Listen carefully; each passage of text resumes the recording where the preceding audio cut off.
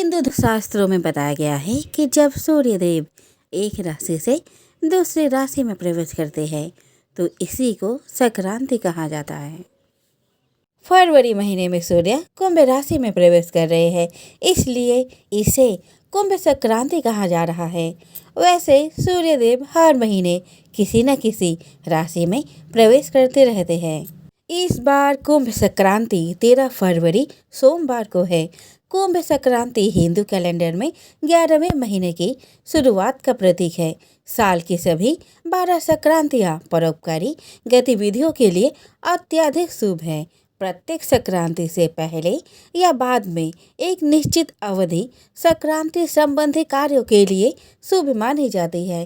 कहते हैं कि इस दिन पूजा, जप और तप का विशेष महत्व है। इस दिन भगवान सूर्य की पूजा होती है। जातकों को सुबह स्नान के बाद सूर्य को अर्घ्य देना चाहिए। ऐसी मान्यता है कि इस दिन गंगा में स्नान, पूजा, जप और तप करने से व्यक्ति को अमोघ फल मिलता है। मरने के बाद मोक्ष की प्राप्ति हो जाती है। अब जान लेते हैं कुंभ संक्रांति का मुहूर्त के बारे में। संक्रांति का दिन सोमवार। कुंभ संक्रांति का तारीख 13 फरवरी 2023। कुंभ संक्रांति मुहूर्त 13 फरवरी 2023 को सुबह 7:02 से 9:57 तक। कुल अवधि 2 घंटे 55 मिनट तक। अब जान लेते हैं कुंभ संक्रांति का महत्व के बारे में। हिंदू शास्त्रों में कुंभ संक्रांति की महिमा का वर्णन किया गया है। ऐसी मान्यता है कि कुंभ संक्रांति का महत्व पूर्णिमा, अमावस्या और एकादशी तिथि से भी अधिक है। धार्मिक मान्यताओं के अनुसार संक्रांति के दिन पवित्र नदियों में स्नान करने से इंसान को मोक्ष प्राप्त हो जाता है।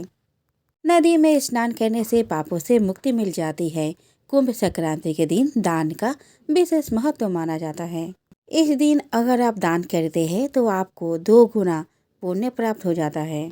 अब जान लेते हैं कुंभ संक्रांति पर क्या करें। इस दिन ब्रह्म मुहूर्त में उठकर सूर्य देव की उपासना, उन्हें अर्घ्य देना और आदित्य हृदय स्रोत का पाठ करने से जीवन के हर क्षेत्र में सफलता की प्राप्ति होती है। इस शुभ दिन सूर्य भगवान की विधि विधान से पूजा करने पर उस घर परिवार में किसी भी सदस्य के ऊपर कोई मुसीबत या रोग नहीं आता है। साथ ही भगवान आदित्य के आशीर्वाद से जीवन के अनेक दोष भी दूर हो जाते हैं।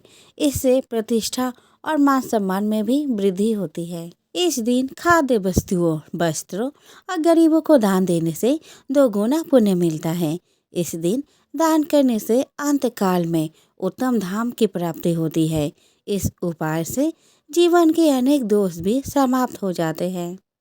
मान्यता है कि इस दिन गंगा नदी में स्नान करने से मोक्ष की प्राप्ति होती है। इस दिन सुख समृद्धि पाने के लिए माँ गंगा का ध्यान करें। अगर आप कुंभ संक्रांति के अवसर पर गंगा नदी में स्नान नहीं कर सकते तो आप यमुना, गोदावरी या अन्य किसी भी पवित्र नदी में स्नान कर पुण्य की प्राप्ति कर सकते हैं। अगर इस शुभ दिन पर सूर्य देव के बीज मंत्र का जाप किया जाए तो मनुष्य को अपने दुखों से छुटकारा शीघ्र मिल जाता है। आइए अब चलते हैं कुंभ संक्रांति की पौराणिक कथा की ओर। प्राचीन काल में देवताओं और असुरों ने मिलकर समुद्र मंथन किया। समुद्र से 14 रत्न उत्पन्न हुए और अंत में अमृत भरा घड़ा निकला। अमृत बंटवारे को लेकर देवता और असुरों में संघर्ष हुआ। इस संघर्ष में 4 जगहों पर अमृत की बूंदें गिरी थी: प्रयाग, हरिद्वार, उज्जैन और नासिक।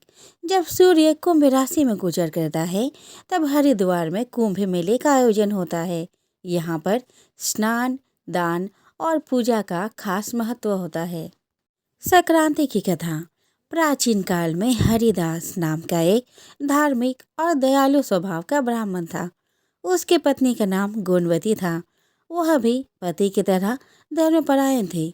गुणवती ने सभी देवी देवताओं का व्रत रखा और पूजा की, परंतु धर्मराज की कभी पूजा नहीं की और न ही उनके नाम से कोई व्रत, दान, पुण्य नहीं किया।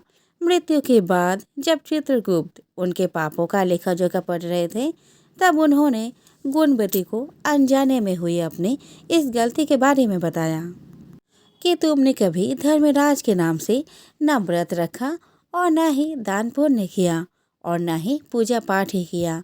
यह बात सुनकर गुणवती ने कहा, हे देव, यह भूल मुझसे अनजाने में हुई है। ऐसे में इसे सुधारने का कोई उपाय बतलाइए।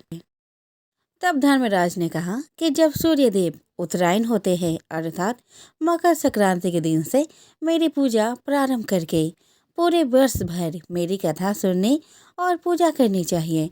पूजा के बाद यथाशक्ति दान करनी चाहिए।